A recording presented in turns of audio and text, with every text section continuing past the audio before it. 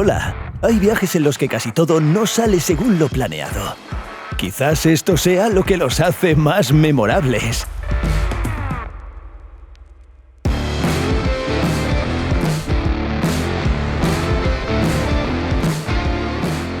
Así que vamos a los rincones menos turísticos de Islandia. Y de camino descubriremos por qué hay tantas iglesias en un país predominantemente ateo. ¿Es posible negociar con la policía local y las ballenas? Y por supuesto volveremos a admirar el paisaje extraterrestre de esta isla blanca.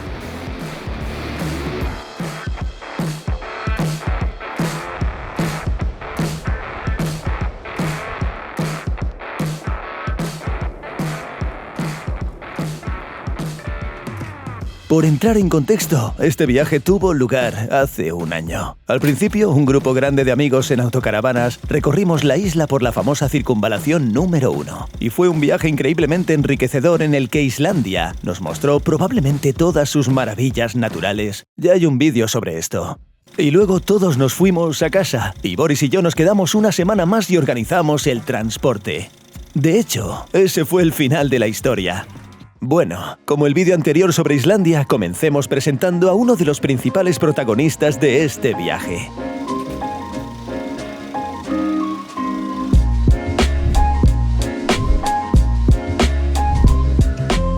Aquí tenemos la Hilux del año 2020, una potente camioneta que consume mucho diésel, hablaremos de ello más adelante, y cuenta con tracción total y características para senderos.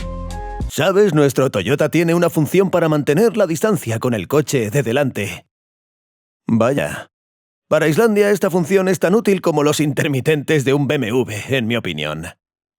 Pero la función más importante es esta parte trasera. Es una autocaravana especial diseñada para camionetas pick-up, con espacio suficiente incluso para 2 familias o 2 personas grandes como nosotros. Hablaremos más adelante sobre su comodidad. Tiene un pequeño suministro de agua y gas, una estufa, una pequeña nevera y todos los utensilios necesarios para cocinar. En el mundillo de las autocaravanas es un punto intermedio entre una tienda de campaña en el techo y un depósito de combustible. El inconveniente es su espacio reducido para el equipaje y el hecho de que el precio del alquiler de una autocaravana así en temporada alta sea muy alto. Las alquilamos en Europcar y tuvimos mucha suerte de que fuera el final de la temporada turística, ya que Borja usa regularmente sus autocaravanas para sus viajes. Nos hicieron un buen descuento, revisaron cuidadosamente que todo funcionara y nos dieron permiso para irnos.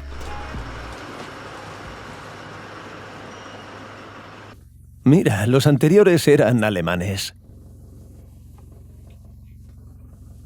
¡Ey! ¿Qué opciones hay? A ver. ¡Wow! Bitte warten. ¿Qué es esto?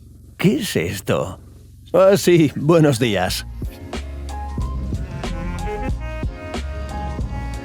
Salimos de las afueras de Reykjavik y nos dirigimos hacia los fiordos occidentales. Esta es una península ubicada aproximadamente a 250 kilómetros de la capital. Esta es una península bastante grande, ligeramente más pequeña que Crimea. Está completamente cubierta de fiordos, de ahí su nombre. Debido a su lejanía de las principales rutas turísticas, es en primer lugar la parte menos visitada por turistas y en segundo lugar la menos poblada de Islandia.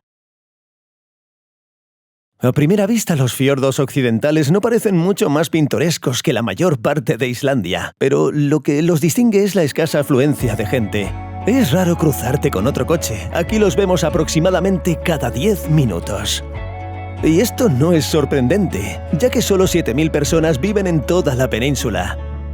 Así son las zonas residenciales más densamente pobladas. Pero en su mayor parte los fiordos occidentales son un paraíso para los introvertidos. Cada persona vive de forma muy individual y hay mucha distancia entre casa y casa.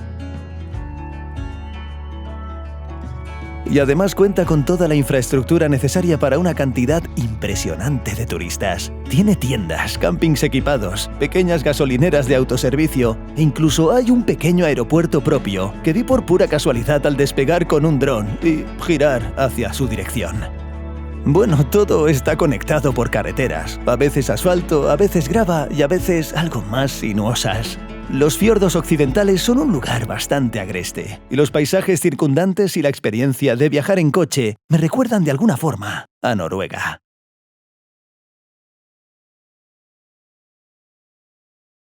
Un pequeño dato para comprender mejor Islandia: en los fiordos occidentales viven 7.000 personas y están construyendo un túnel de 5,5 kilómetros a través de la montaña para facilitar el desplazamiento. ¡Fantástico! Sin embargo, para los países escandinavos esto todavía no es una fantasía. Bueno, y la labor del Estado es hacer lo mejor para sus ciudadanos con los impuestos que pagan. En Islandia el impuesto también es progresivo y alcanza el 46%. Bueno, mientras tanto nuestra primera parada es cerca de un hallazgo inesperado en la carretera. Este barco demuestra claramente la falta de turismo en los fiordos occidentales, así que uno conduce tranquilamente por la carretera y se encuentra en la playa sin ninguna señal, sin ninguna marca en el mapa, solo con un pequeño letrero que indica que es el barco de acero más antiguo de toda Islandia. Aquí tiene una pequeña mesa y eso es todo. Creo que habría recibido un poco más de atención en otro lugar del país. Este barco ha tenido una vida bastante agitada. Fue construido en Noruega en 1912 y luego lo vendieron a diferentes países, hasta que fue comprado por balleneros islandeses en el año 50. Aquí trabajó diligentemente durante años recorriendo los fiordos. Si era necesario, rompiendo el hielo en aguas islandesas, hasta que en los años 70 las leyes balleneras se volvieron más estrictas y el barco se volvió apenas rentable. Y en el 81 fue dado de baja, abandonado a su suerte en esta orilla, como un recordatorio de que la naturaleza siempre vence al tiempo.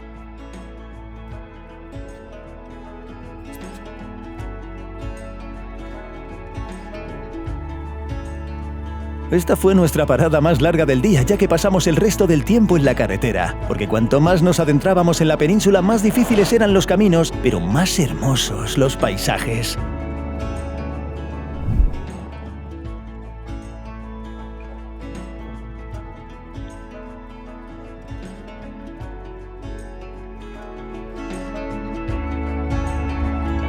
Y el final de este primer día fue muy simbólico. Disfrutar de una maravillosa puesta de sol en la parte occidental de los fiordos occidentales.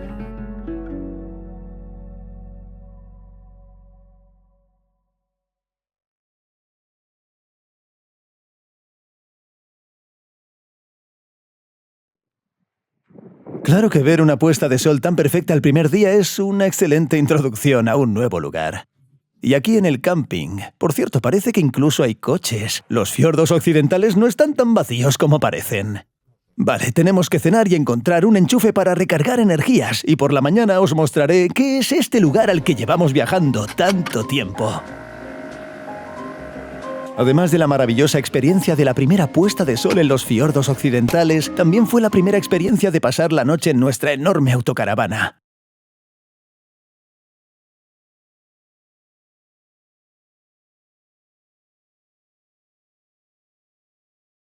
Vale. Oye, se puede vivir. 2 de 1,92 centímetros. Pero aquí se está mejor. Sí, incluso se puede levantar de golpe. Generalmente como en una caseta para motos. Bueno, en resumen, como en una autocaravana. La altura es mejor de lo que esperaba. Esta apreciación se aplica generalmente al resto de la ergonomía de este alojamiento. Desde la zona central se abre un comedor completo, o si es necesario, un lugar de trabajo. Y luego, sin ninguna manipulación, todo esto se convierte en 2 camas individuales y media. Hay calefacción eléctrica en el interior, pero su fuente está en la parte trasera de la caravana. Así que quien duerme abajo lo hace más calentito. El de arriba pasa un poquito más de frío, pero en general es bastante cómodo.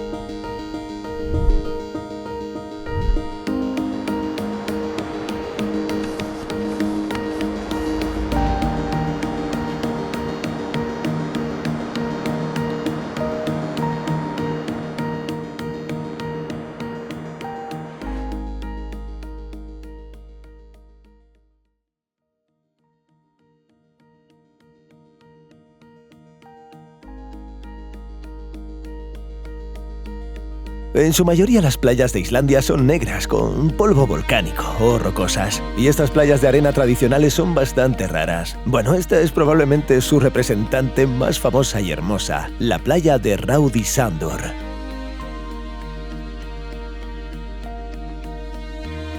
Este nombre se compone de 2 partes, Rauda, que significa rojo, y Sandur, que significa arena. En nuestra opinión es una playa de arena roja, debido a que no ha habido actividad volcánica en los fiordos occidentales durante mucho tiempo y en consecuencia la ceniza negra no cubrió las playas durante mucho tiempo. En realidad parece un trocito de África que contrasta pintorescamente con el verde de las montañas de esquisto y el turquesa del océano Atlántico.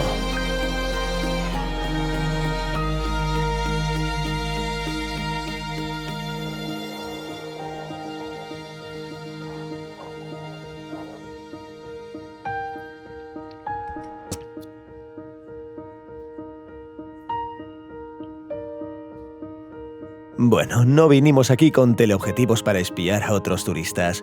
Lo cierto es que las crías de focas suelen descansar en esta orilla durante la marea baja, y hay muchas, pero navegamos varios kilómetros por la orilla y no vimos nada.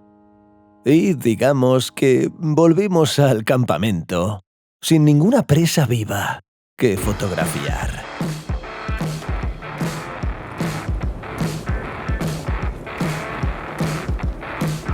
E incluso sin esto, el lugar es realmente asombroso. ¡Sigamos!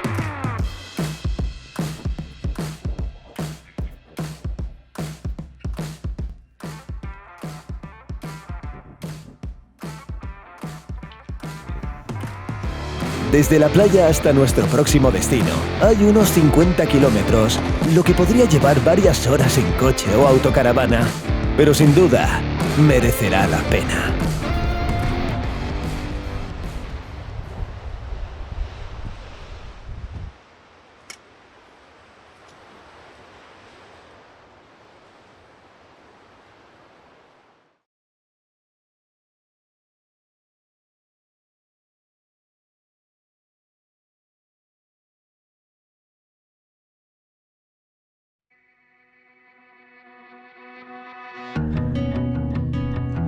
El punto más occidental de Islandia se encuentra en los fiordos occidentales. Esto es bastante lógico, se llama Latrabjarg, y traducido significa rocas impresionantes.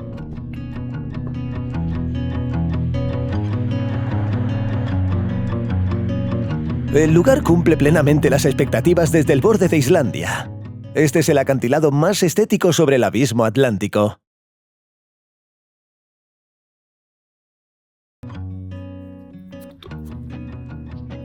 Además de ser las más occidentales, estas rocas también son las más antiguas. Fue en estos lugares donde surgieron los primeros fragmentos de Islandia gracias a la actividad volcánica. Pero, como ya he dicho, no ha habido actividad volcánica, pero sí actividad aviar.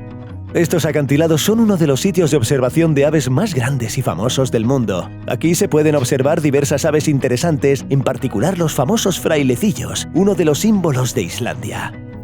En otoño las aves migran hacia otro lugar y en su lugar solo se posaban gaviotas. Después de las focas se podría decir que este es el segundo fracaso de la fauna islandesa. No, pero incluso sin aves, Latrabjarg es un lugar espectacular. Y sin duda mereció la pena esa corta excursión y ese paseo.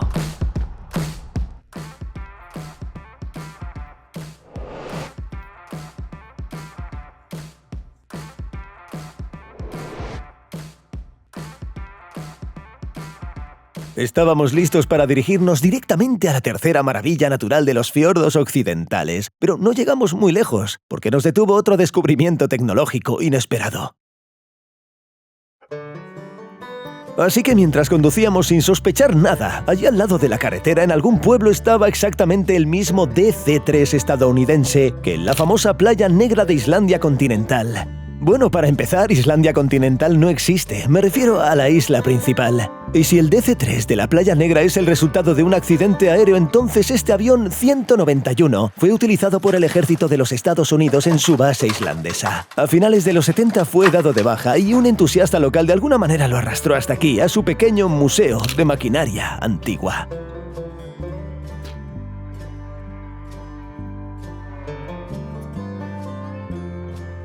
Dentro del hangar también había un biplano AN-2 bastante raro y antiguo. Pero estaba cerrado, así que mejor nos fijamos en lo que encontramos al aire libre. El Douglas DC-3 se desarrolló en Estados Unidos en la década de 1930 y fue el primer avión comercial exitoso que se convirtió para uso militar durante la Segunda Guerra Mundial. Y se produjeron copias bajo licencia en todo el mundo, en particular en la URSS, se conocía como Li-2. Es como si tuviera un fuselaje completo, y así es como se puede acceder a su interior desde abajo. Esto está muy bien. Esto es mejor que la playa. Casi hay una cabina completa. A ver si puedo pasar.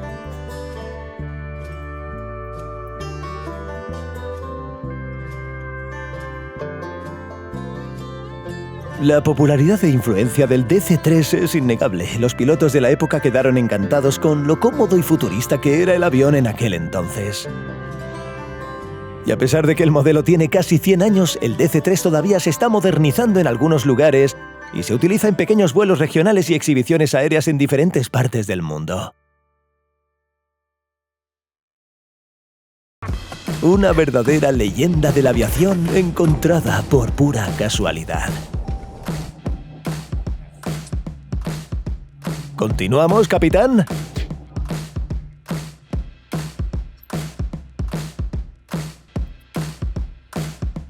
La ruta que recorremos por los fiordos occidentales se conoce popularmente como carretera de circunvalación número 2. Por lo tanto, la número 1 es la que rodea la mayor parte de Islandia. Aquí las distancias son mucho más largas de lo que uno se imagina. Bueno, primero porque la carretera asfaltada a menudo desemboca en un camino de tierra. Y segundo, por supuesto, porque a veces hay que parar para hacerle una foto a una roca chula. Y llegamos probablemente al principal atractivo de esta península, casi al anochecer. Esta es la cascada Dynjandi. No tiene nombre islandés, pero es muy hermosa a su manera. Bueno, a mí personalmente me suena un poco a indio. Dynjandi es una palabra completamente islandesa que significa atronador. También se le conoce como la perla de los fiordos del oeste en las guías turísticas porque no parece obra de ningún paisajista. Desde arriba, un río turquesa con rápidos, que se descompone en arroyos y forma una especie de trapecio. Y luego todo esto fluye en rápidos arroyos hasta el fiordo más cercano.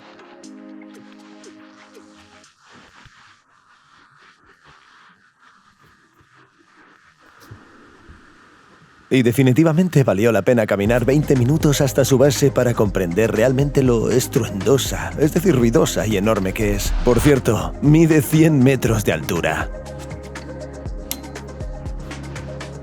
En el primer vídeo sobre Islandia, por si alguien lo recuerda, hice una especie de lista de éxitos de cascadas locales. Así que, si se completa, Dynjandi se destacará con seguridad entre las 3 primeras. Y por cierto, en esta lista se ve claramente lo raro que suena su nombre para Islandia.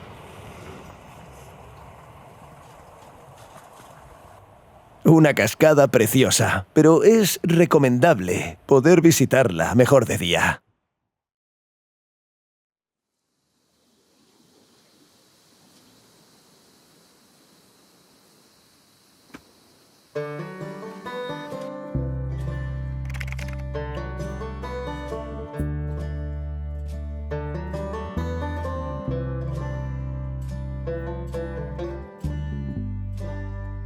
Este camping se llama Tungudalur.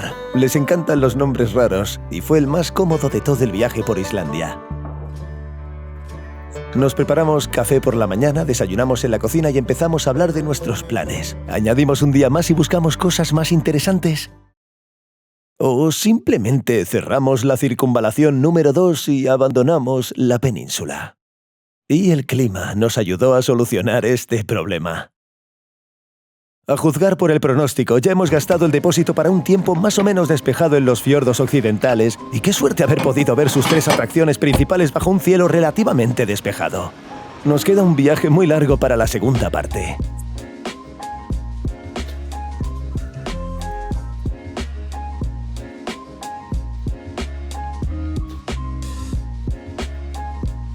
Así que fuimos al pueblo más cercano a comprar algo para picar. En particular me gustaría destacar estas almendras islandesas con caramelo salado. Una auténtica droga.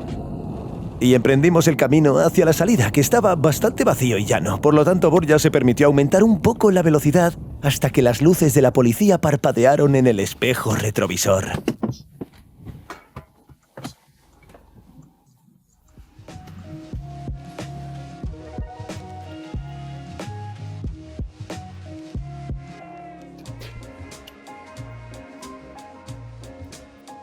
Se acabó. Se acabó. El límite de velocidad de las autopistas aquí es de 90 km por hora y durante un rato conducíamos a 110. El policía nos lo explicó amablemente y también nos ofreció la terminal con la cortesía de prescindir de una advertencia severa por primera vez. ¿Puede que libre de impuestos por esto en el aeropuerto? No sé. Y por favor, conduzcan despacio. Sí, lo siento. Lo sentimos. Gracias, adiós. Madre mía. Y bueno, en total, ¿cuánto nos costó acelerar en los fiordos occidentales? 600 euros. 600 euros, maldita sea. Gasto inesperado añadido a nuestra ruta. Pues ya lo veis, el exceso de velocidad en Islandia es carísimo. El único policía para nosotros. Probablemente estaba sentado allí descansando, tenía algún tipo de bebida energética y los calcetines tirados por la cabina. Bueno, volvemos. Parece que los fiordos no nos han dado una buena bienvenida. Ni de lejos. Pero no más de 90 kilómetros, Borja, te lo pido, por favor.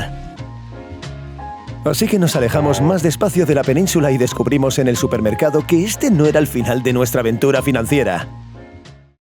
Y también café por 52 grivnas. Todavía estoy impactado por la multa. 600 euros. Oye, me ha cobrado 2 veces. ¿Pero qué quieres decir? ¿La multa? No sé, me parece que hay poco dinero. Te cobró 2 veces. Así que dimos la vuelta, recorrimos otros 100 kilómetros, encontramos a ese policía. Por suerte no fue muy difícil. Y le pedimos que nos devolviera el dinero. Y finalmente, con la conciencia tranquila y sin el mejor humor, salimos de los fiordos occidentales y condujimos hasta otro fiordo antes del anochecer, pero ya en la parte principal de la isla.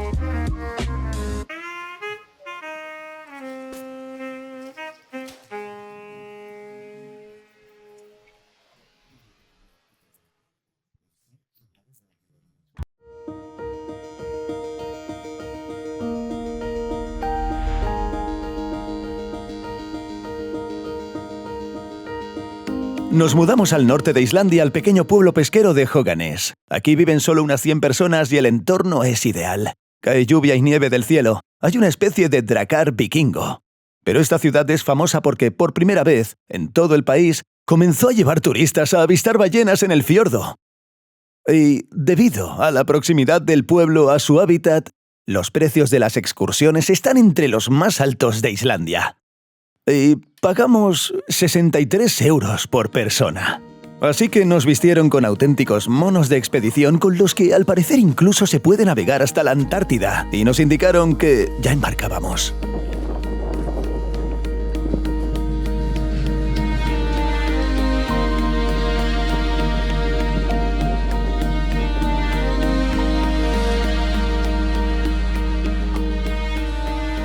Reservamos este viaje con varios días de antelación, ya que el avistamiento de ballenas es una de las actividades turísticas más populares. ¿A quién no le apetece ver ballenas? Y nuestro ambiente era de lo más nórdico posible. La temperatura ronda los 0 grados y hace mucho frío en mar abierto. Y la lluvia y la nieve, con todos los problemas que conlleva, caían a cántaros. Borja ya ha mojado la cámara. Llevo una segunda cámara en una bolsa de pan para que no se moje.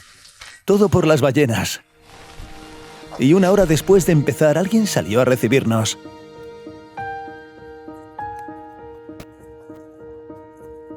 Esta es nuestra ballena jorobada, una de las especies de mamíferos marinos más famosas, que se encuentra en casi todos los océanos, ya que migran distancias considerables, y lo hacen no solo para alimentarse, sino para encontrar mejores condiciones para aparearse.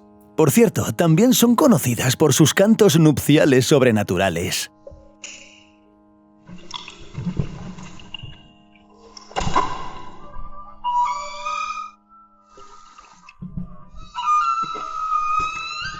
Estos gigantes suelen alcanzar unos 15 metros de longitud, y así es como se ven comparados entre sí. Este es el tamaño del Homo sapiens. Sin saber esto, y viendo partes de él desde la distancia, alguien podría no entender que una criatura gigantesca se encuentra ahora mismo debajo de él. En resumen, la cuestión es que cuando ves la cola de una ballena significa que se está sumergiendo y que volverá a la superficie sin que sepamos cuándo ni dónde. Así que simplemente intentamos esperar. El capitán en el puente dice: ya conocemos a esta ballena, es Barney. Tiene puntos blancos debajo de la cola. Bueno, es Barney. Por cierto, los barcos no asustan a las ballenas porque son muy inteligentes y se dieron cuenta hace tiempo de que aquí ya no se las caza y es muy posible coexistir con la gente.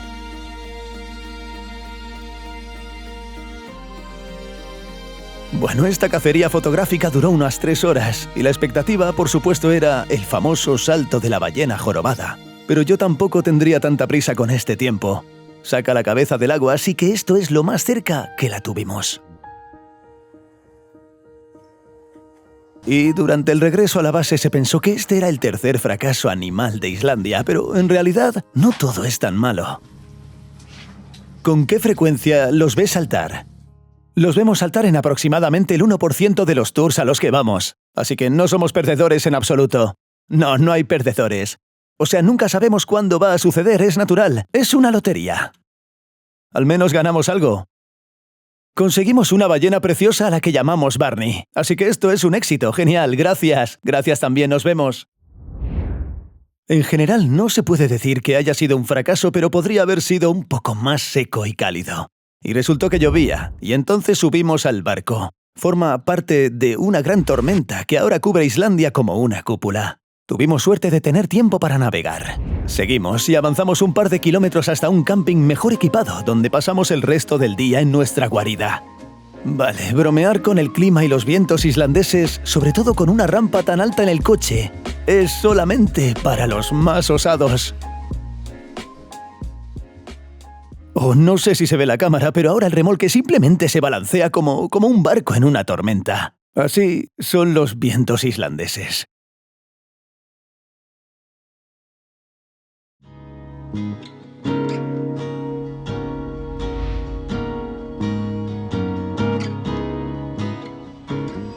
Ayer nos quedamos en casa mediodía esperando a que mejorara el tiempo. Y nos regaló el sol por la mañana. Resultó ser precioso. Mira, por un lado hay acantilados bastante escarpados y por el otro montañas nevadas de verdad. Incluso deseaba que fuera invierno.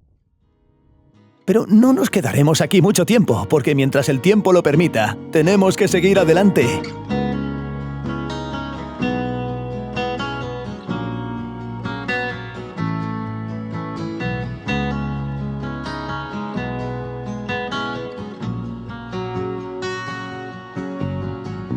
Así que nuestro destino son las famosas tierras altas de Islandia.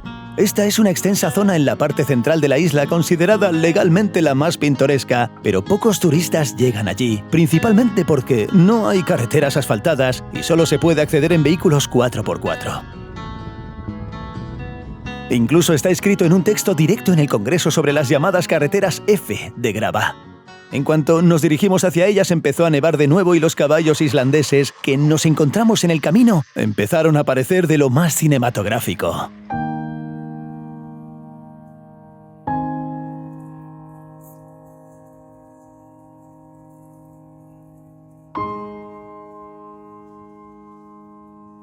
Bueno, también hay cosas que son menos cinematográficas.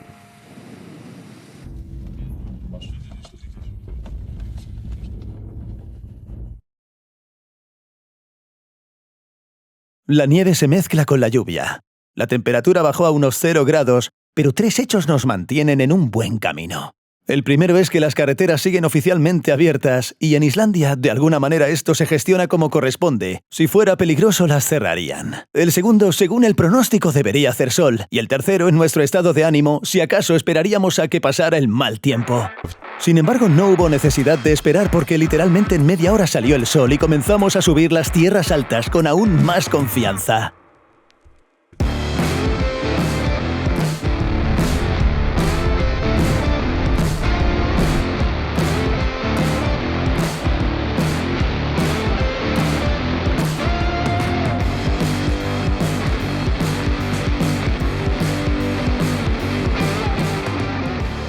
Pero unos cientos de metros antes del final de la subida ocurrió lo que más nos preocupaba.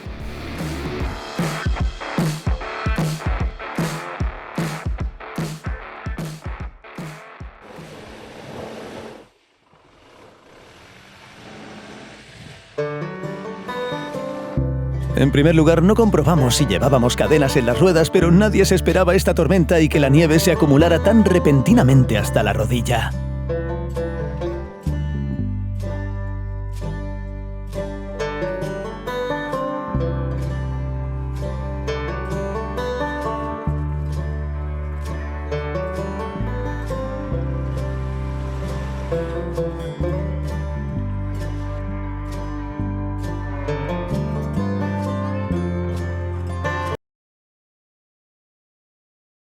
Jamás pensé que haría esto a finales de septiembre.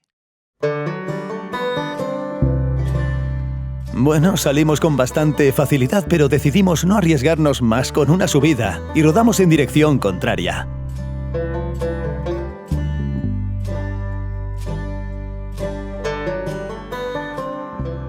Abajo no parecía haber tormenta, todo estaba limpio, verde, y aún así esos caballos islandeses pastaban, lo que esta vez me pareció menos cinematográfico.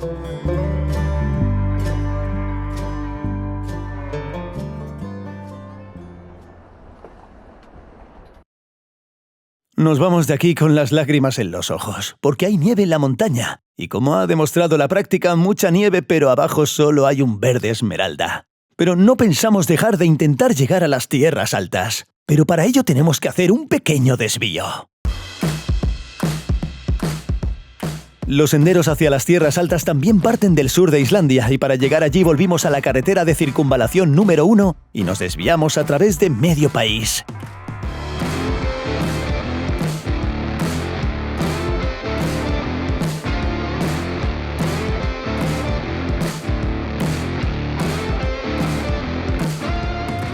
Así que recorrimos unos 500 kilómetros de norte a oeste y luego al sur. En el camino intentamos acortar un poco, pero la suerte nos devolvió la vista con una valla y la inscripción carretera cortada.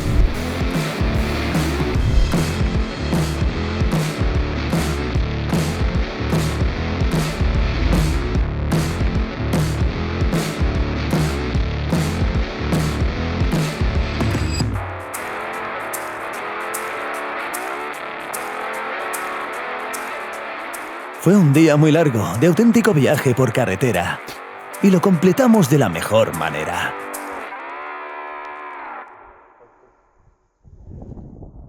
Se trata de piscinas termales municipales que se encuentran en casi todos los pueblos islandeses. Claro, no son tan elegantes para los turistas, pero la principal ventaja es que tienen mucho espacio y no es necesario reservar nada con antelación. Las aguas termales son exactamente las mismas, e incluso hay piscinas llenas para nadar. Es bastante barato, la entrada cuesta solo unos 6-7 euros por persona y parece que toda la gente de la ciudad se reúne aquí. En general es genial cuando pasas todo el día en el coche. Te recomiendo venir por la noche y antes de acostarte, estiras la espalda.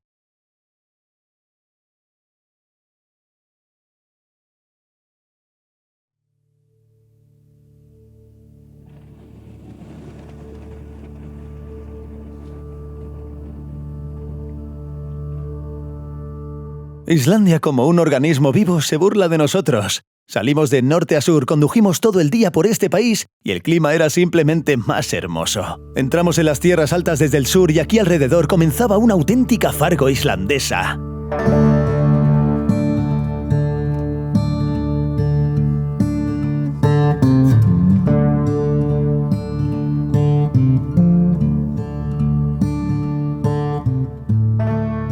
Las carreteras de este lado eran mucho mejores, incluso paramos a ver otra cascada, Haifoss. Pero ni siquiera la añadiré a la calificación porque esta y todos los demás paisajes de los alrededores evocaban una auténtica añoranza invernal. Claro que también tiene su encanto escandinavo nórdico. Si nos fiamos de las fotos que vimos en Instagram de otros viajeros, hace una semana aquí todavía estaba verde. En resumen, era primavera. Y ahora tenemos la sensación de estar subiendo desde la base de la montaña a cualquier estación de esquí. Solo en Islandia ocurre a finales de septiembre y a una altitud de 500 metros sobre el nivel del mar. Pasamos varias horas conduciendo por un camino brumoso para aprovechar el buen tiempo y contemplar bien las tierras altas. Y así continuamos, desde la niebla, como si en el mismo Fargo los guardabosques se hubieran presentado en nuestro camino.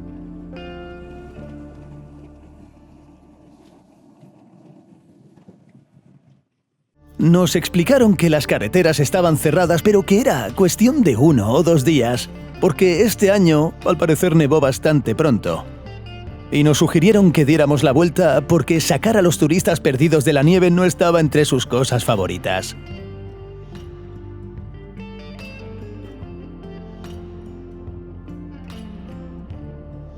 Sí, decidimos seguir su consejo, y con el mayor de los disgustos, decidimos marcharnos de aquí.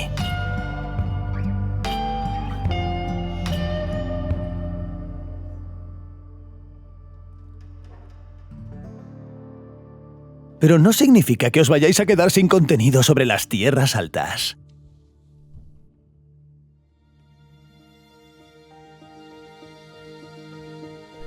Este otoño cayó muy poca nieve, así que Borja, en su todoterreno, decidió ir allí un par de días y además filmar un poco.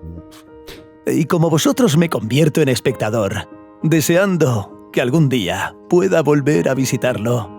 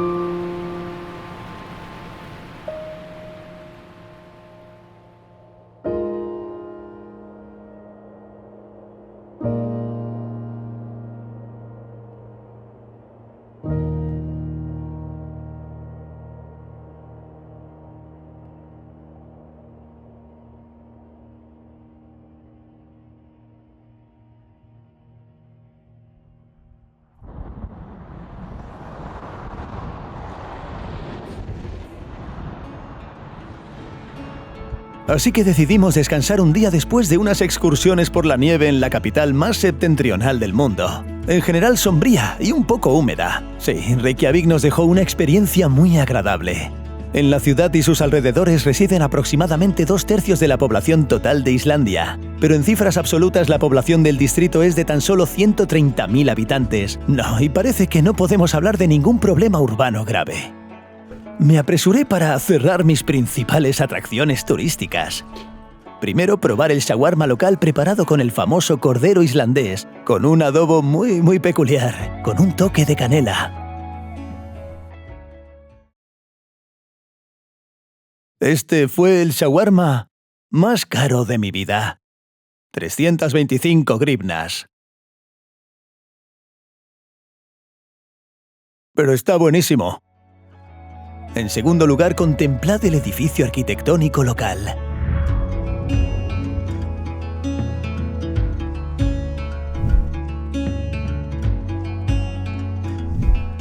La magnífica Hallgrímskirkja funcionó durante más de 40 años, del 45 al 86, y resulta que no solo es la iglesia principal, sino también la principal estructura a largo plazo del país. Este es el edificio más alto de Reykjavik y, curiosamente, a pesar de que Islandia tiene uno de los porcentajes más altos de ateos del mundo, casi todas las ciudades tienen una iglesia protestante. Es el edificio más visible y prominente de la zona. En total hay cerca de 350 iglesias en la isla de estilos completamente diferentes. Y la que más recuerdo es esta iglesia vanguardista que se asemeja a un centro de arte moderno en la ciudad norteña de Blönduós.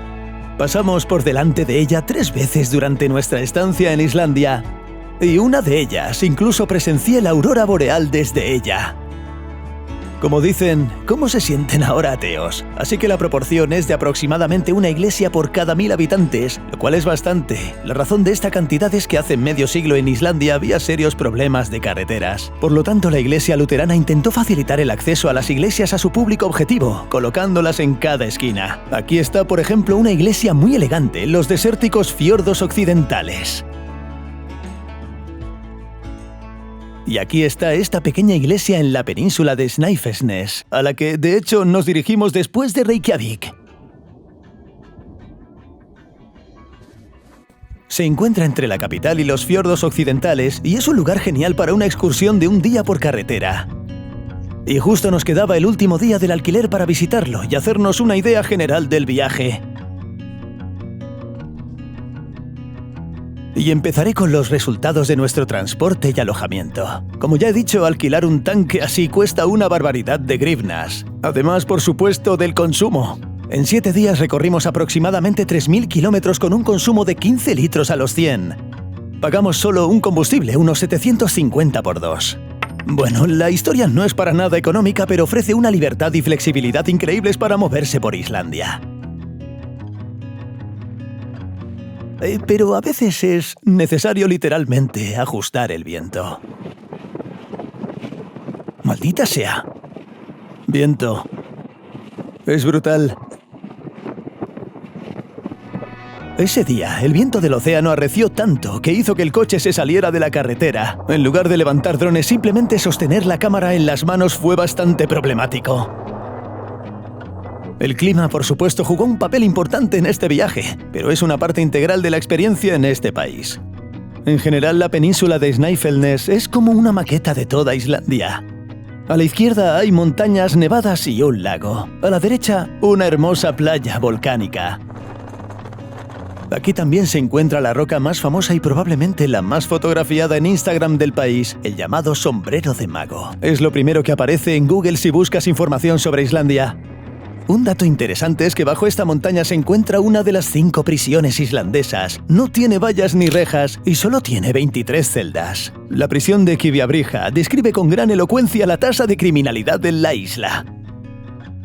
¿Dónde están las vallas? Incluso el alambre de púas. Eso es todo alrededor de la propiedad privada. En general hay muchas prohibiciones diferentes en Islandia. ¿Qué caminos se pueden tomar? ¿Qué vegetación se puede tocar? ¿Qué carreteras están permitidas para circular en coche? ¿Y dónde se puede dormir? Solo puedes pasar la noche en campings especiales.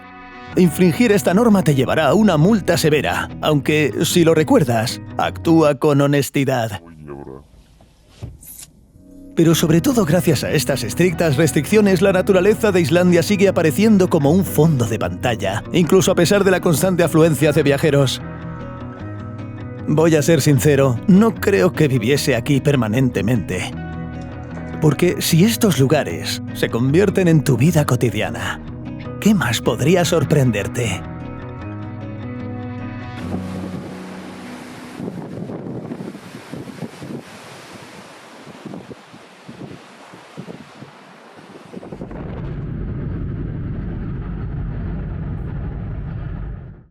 Quería terminar con algo más actual. Islandia se ha convertido en uno de esos países que recibe y brinda asistencia a los ucranianos que llegaron allí debido a la guerra.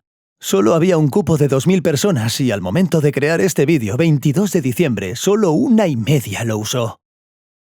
Hablé con algunas mujeres ucranianas que se mudaron a Islandia y estaban encantadas con la bienvenida que recibieron y el paquete de atención social. Y también con el hecho de que a pesar del clima extremadamente frío, los islandeses les dieron una cálida bienvenida. Y los colonos a su vez se esfuerzan por integrarse rápidamente en la sociedad y encontrar trabajo aquí, lo cual según ellos no es tan difícil. Y ahora están aprendiendo islandés poco a poco, porque a pesar de que solo un pequeño porcentaje de nuestro planeta se comunica con él, los islandeses lo respetan mucho. Por cierto, gracias al idioma islandés y a las sagas islandesas escritas en él, se ha conservado mucha información sobre la época vikinga y real de la Rus de Kiev temprana. Y gracias a eso los científicos pudieron estudiar todo ese periodo. Y esta, si acaso, no es la mayor conexión histórica entre Islandia y Ucrania. Gracias.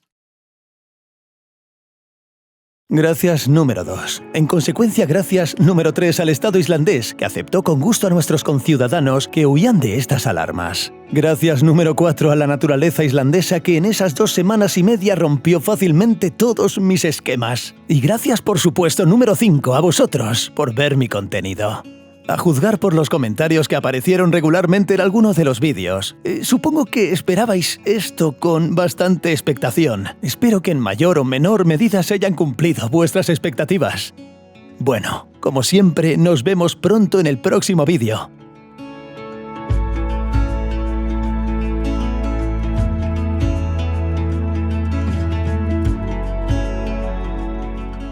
Bueno, recordad llenad los comentarios de valor, darle me gusta y compartid el vídeo con vuestros amigos. Y suscríbete si quieres ver contenido similar. Nos vemos muy pronto.